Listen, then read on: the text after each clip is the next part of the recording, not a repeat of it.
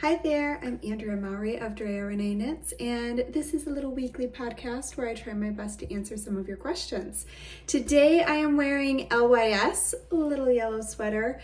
This is a throwback pattern. I think I designed this, 7 or 8 years ago. So anyways, it's a great little cardigan for dresses. It's one of my favorite ways to wear it, or I wear it all buttoned up, and I like to wear it with like high-waisted trousers or overalls.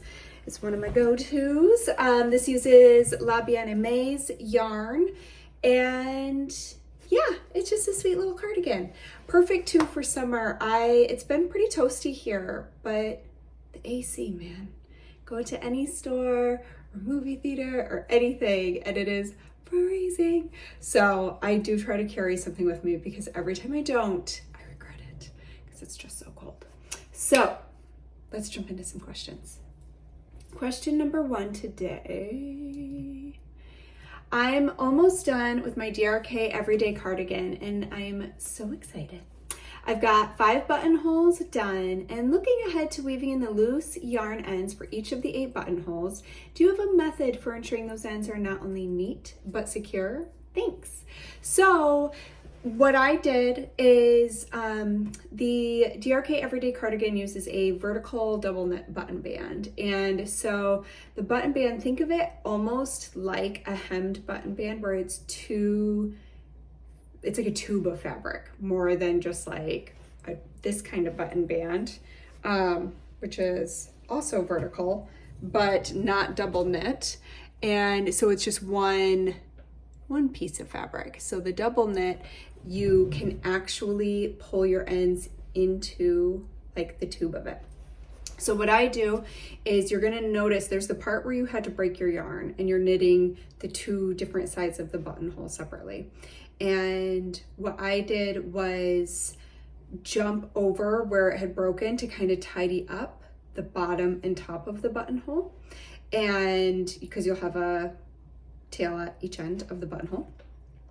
So I used duplicate stitch to go to the stitch right on the other side of the buttonhole and just tidy it up and make sure that that is really strong, because that's probably going to be one of the major stress points for a buttonhole is the top and bottom of it. So, and especially in that kind of buttonhole sense, the yarn had been broken there and reattached there. So I like to, I wish I had something to hold up. This is a really bad example. Like, can I fold this? We're gonna do this. We are gonna do this. Okay. So like, pretend this is my buttonhole. And I have a yarn tail hanging out from the bottom and one from the top. I'm gonna take that yarn tail over to the column on the other side, and I'm gonna duplicate stitch to tighten, shrink that up. And then I'm gonna do it at the top too. Maybe that'll help you visualize what I'm talking about a little bit more. But I always do a few duplicate stitches. That is how I weave in all of my ends. No matter where I'm weaving them in, I do duplicate stitch. And you can do that on the knit side or the purl side, but I find it to be really invisible and really secure because you're basically running that yarn just like it had been knit in. And I find that it doesn't want to unravel easily. And then with the remainder of my tail, I'll kind of stick it into the tube of that button band, pull it up, snip off some excess, and then I go boop and it sucks into the tube. And that's what I do. So hopefully telling you that helps you visualize what I'm talking about. But I found that method to work really well, and it was really tidy. You couldn't tell anywhere where any yarn bits or bobs had been. Question number 2 is on Hey Sailor. I am knitting Hey Sailor at the moment. I would be curious to hear what led you to engineer it bottom up and not top down. How do you generally decide on where to start on a project in terms of bottom up or top down? So part of it is rhythm. So I have, generally speaking, done all of my drop shoulder sweaters top down, except for one, which had a saddle. So it was a saddle on top of a drop, and that one I did from the top down. Did I just say top down? I meant bottom up. Now I can't remember, but I feel like the words top down came out of my mouth too many times. So drop shoulders in general, I do bottom up. Sorry if I said top down. It is the way I enjoy constructing them. It feels good in my brain to work it that way. I have a very well established rhythm in my head of how I then like to do different necklines, how I like to do my shoulder shaping. So it's just the rhythm that I've gotten in with my drop shoulders. Raglans, unless I really want to decrease instead of increase, I love working raglans from the top down. Round yoke sweaters, I've only ever done from the top down. I've never done them bottom up in my own personal designs. So there are just certain sweaters styles, certain sweater constructions that I personally prefer to do one way or the other. That's kind of the fun thing about being a knitter, is you can decide which way you prefer and kind of follow that path. So for me, I really like doing drop shoulders from the bottom up. One of the other reasons I like doing them from the bottom up is because I really like the stability that a 3-needle bind off can give the shoulder. So a lot of my drop shoulder sweaters are knit with some positive ease, sometimes a lot of positive ease. Like Nebula, I have one that has over 20 inches of positive ease. So that's a lot of fabric to be weighing down on a shoulder seam. And what a lot of people will do if they are working a drop shoulder top down is they will do a provisional cast on at your shoulders. So you do a provisional cast on, you work the back, you pluck your provisional cast on out, and then you bring it down the front. There's nothing wrong with that at all. It's just going to be a weaker point for wear over time on that shoulder. We're going bottom up and having that really strong 3-needle bind off. The weight of that sweater can hang on that seam and it's just really stable. You're not going to get as much stretching and gravity over time affecting and kind of pulling it. Sorry, I just got a little scratchy there. I also said that really funny. There's only one amount of gravity that we're getting, but I mean, gravity won't affect it. Gravity is affecting it, but it won't cause it to grow as much thanks to the stability of the seam. Whew, is it almost the weekend? I think I'm ready for the weekend. It is. It's Friday. Okay, so I like the stability of the shoulder seam. Yeah, that's it. There's been a number of times where I've gone, ooh, maybe I'll do this one from the top down. And you know, my happy, cozy joy is just doing it from the bottom up. So I'm sorry if you prefer a drop shoulder from the top down. Fortunately, that's not the way I tend to design them, but maybe someday. All right, next question. Oh, you did also, oh, okay, I already answered that. Okay. I recently finished the shift cowl, which I couldn't get enough of, and now I'm debating making the night shift shawl. I know the gauges are dramatically different, but could I adapt it to a lighter weight? The yarns I'm considering for my stash are all sport, light DK weight. Let me know if there's something really obvious I'm missing before I bite off more than I can chew. Actually, no, absolutely you can do that. A lot of people have. So what I included, I knew in that shawl that some people would maybe want to use different weight yarns, or they might use the same yarn as me, but they want to make it bigger or smaller. So if you look in the pattern itself, there's actually like a little recipe section on how you can just continue the patterning until it's the size you want. So just make sure to read that section, but you're just going to knit more sections to get it to still be the size you want it, even though you're going to be knitting yours at a smaller gauge with smaller yarn, but totally doable. And if you are on Ravelry or on Instagram, you can check out the hashtag, or you can, which is just night shift shawl, I believe. Or on Ravelry, go to the pattern page and go to projects, and you'll be able to find people who've knit it in a lighter weight. All right, question number 4. I'm currently prepping for my first Tour de Fleece. Congratulations, I hope you have so much fun. I'm currently planning to spin a 3-ply combo spin for your traveler shawl. I have 3 braids and I plan to use 1 for each ply. I was curious how you broke down the braids each for your handspun traveler shawls. Did you spin from end to end or split the braids into smaller pieces so it's more manageable? This is my first ever combo spin, so I'm not sure how to go about spinning each braid. I've only started spinning in the last year, so any advice would be amazing. So it is really, for me, it came down to comfort. So, and looking at the color. So if you look at your braids, you're going to notice how the color has been applied. Now, maybe when you look at your braid, it's really short sections of color like this. Or maybe when you look at your braid, they're really long sections. So what that's going to tell you is how quickly you're going to go from one color to the next in that one ply of yarn once you've spun it. So if you want it to take longer to move from one color to the next, then you're going to want to spin that braid from as thick of a piece as is comfortable for you. That might be the whole braid. Some people like to spin across the top, so they aren't breaking down the braid at all. They are just going to spin from that whole big chunk of fiber, that whole big strip of fiber, to try and keep those colors as long as possible. Now, for me, I don't love spinning across the whole top of a braid. I mean, they can be really wide. It's just a little clunky for me sometimes. I prefer to spin from a thinner strip unless I'm really trying to go for the longer color changes. So that's what you're going to have to decide is, am I okay with swifter color changes?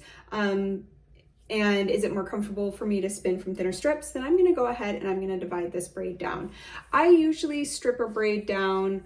I mean, I've done all different ways, but the more you break it down, the more you're going to blend yarn, the more it's going to like heather, and those color repeats are going to become less distinct than if you keep it into a thicker strip. So you just have to decide what is your preference. For me, I really want to also enjoy the spinning process as much as I want to enjoy the final outcome of the yarn. So I like to divide the yarn down even just into 3 strips. So splitting it vertically twice so that I have 3 strips is pretty comfortable for me. But it just kind of depends what I'm going for. So I would say strip it down as much as you like, that it feels really fun to spin and comfortable in your hands, while trying to maintain whatever length of color that you're hoping to get in that final yarn. Keeping in mind that if you're using 3 different braids, they're all going to be shifting at different times anyway. That's one of the things I love about a combo spin is I feel like they just generally work because you're not relying on this one braid with this one color application. You've got all 3 braids doing their own thing at different times, so it all just kind of jives and works. But take notes. Write down how many times you split it so that if you love it, you know how to do it again. I also take pictures. Take a picture of pre and post spinning, because that's really helpful to look back on too. So you can see, let's say you're planning now a new spin, you can go back and look and compare, okay, in this one I did where I really liked it, here's how big the color chunks were on that braid. And you can kind of compare and go back and forth and decide like, oh, this one is shorter, so I'm not going to divide it as much. I'm only going to break it in half to make it a little easier to spin, but I'm trying to keep that color intact or something like that. Okay. Question number 5 already. I am blowing through these. My question is about sewing. We're just dabbling into all the things today. So we have some knitting, we have some spinning. Let's jump into sewing. My question is about sewing. I would love to try sewing more, but the machine I have now causes me nothing but headaches. Could you suggest a beginner budget-friendly machine for me? I dream of making me-made outfits for next year. So I had the same problem. I had gotten a very, very inexpensive sewing machine from a grocery store back a long time ago. And it did give me nothing but headaches. Every single time I would try to sew, the bobbin would get jammed. I'm sure a lot of it was user error, but I think a lot of it also was just not using a very good machine. So I went and took a sewing class when I was traveling years and years and years ago. And I asked them, okay, if I'm gonna invest in a machine, can you please help kind of guide me to what I should get? So I ended up getting a Bernina. I don't know the model number or anything, but I got it used on eBay.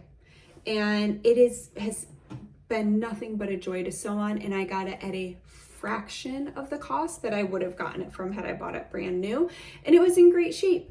One thing I'll say, I obviously don't know anything about your machine, so before you give up on it, if you have, most towns still have a sewing machine store that will clean your machine and give it a once over. You might want to try taking it in there, because I know, like, my mom's poor machine, I, as a teenager, didn't know what I was doing, but I would attempt to, and abused that poor machine, and it just needed a good tune-up from the abuse that a teenager who was impatient and just shoving things through it put it through.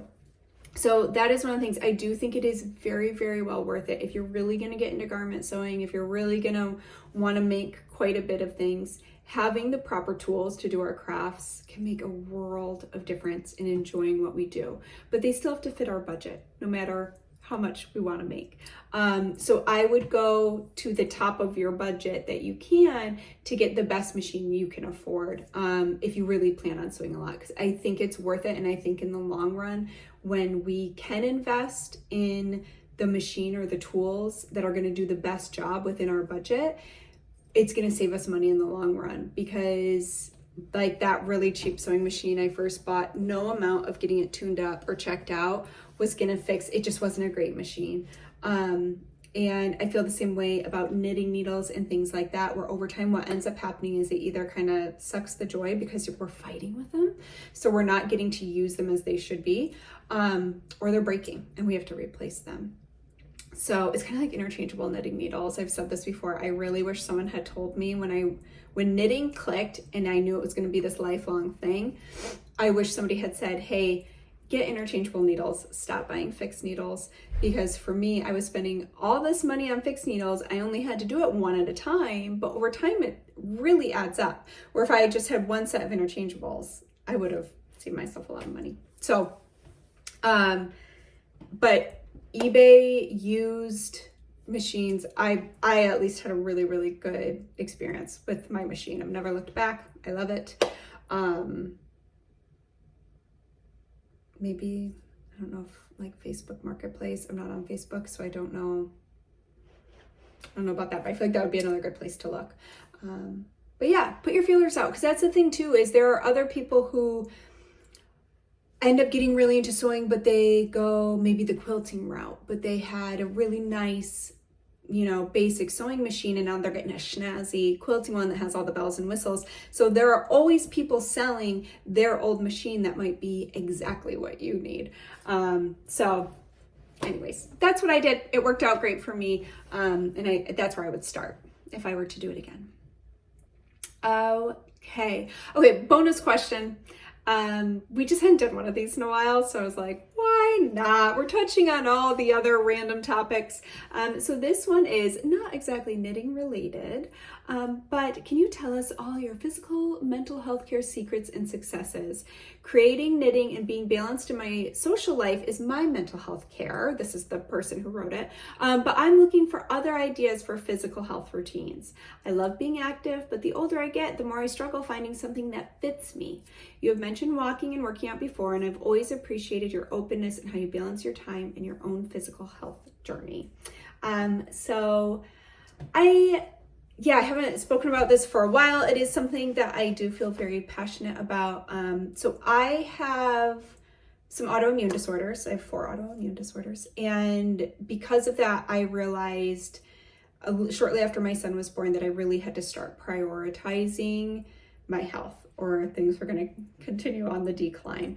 And so it's been trial and error, and it has taken years, and I'm still always like doing these little adjustments to figure out what works well for me. So here's what I have found is working really well for me and has been for the past few years. One is walking. I love walking. That is probably one of the best things I've ever done for my mental health. And I think for my physical health, we actually learned about it when I was in culinary school. I went to a macrobiotic vegan culinary school back in my early 20s. And one of the things we learned about is how walking basically like redistributes everything inside and gets it back into where it needs to be. It just helps everything shift back into place, especially after we've been sitting or doing whatever we do for the rest of the day. Walking really helps kind of bring your body back into this nice alignment, is what we were taught. And I've also found that there are few things that relieve my anxiety or all those big emotions like walking does. There's something about getting outside. I mean, I've read about studies they've done about how when we get outside, it literally changes our brain chemistry.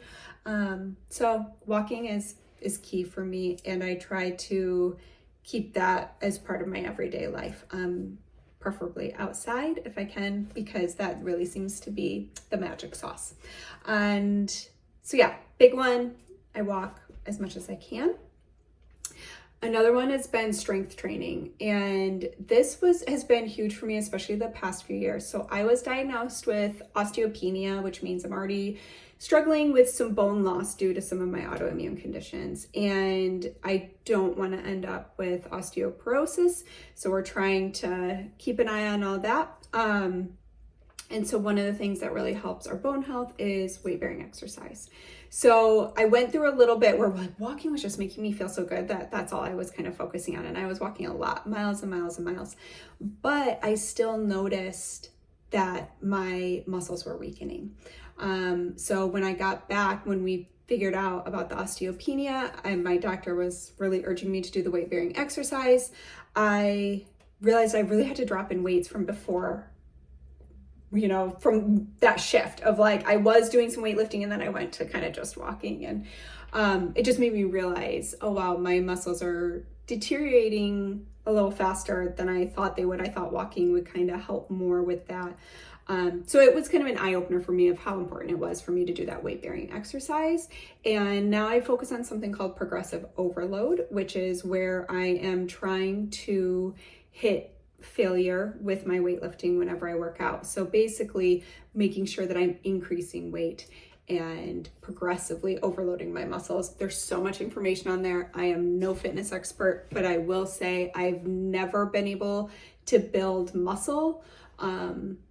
Throughout my life, it's always been really challenging for me, no matter kind of the different ways I've attempted to exercise and things like that, until I learned about progressive overload. And that was a real game changer. And it makes me feel more, less concerned about my bone health, because I can really see that muscle growth and measure it and know that I'm getting stronger, and hopefully that's helping to protect my bones as well. So I do that a few times a week, and those are my main two.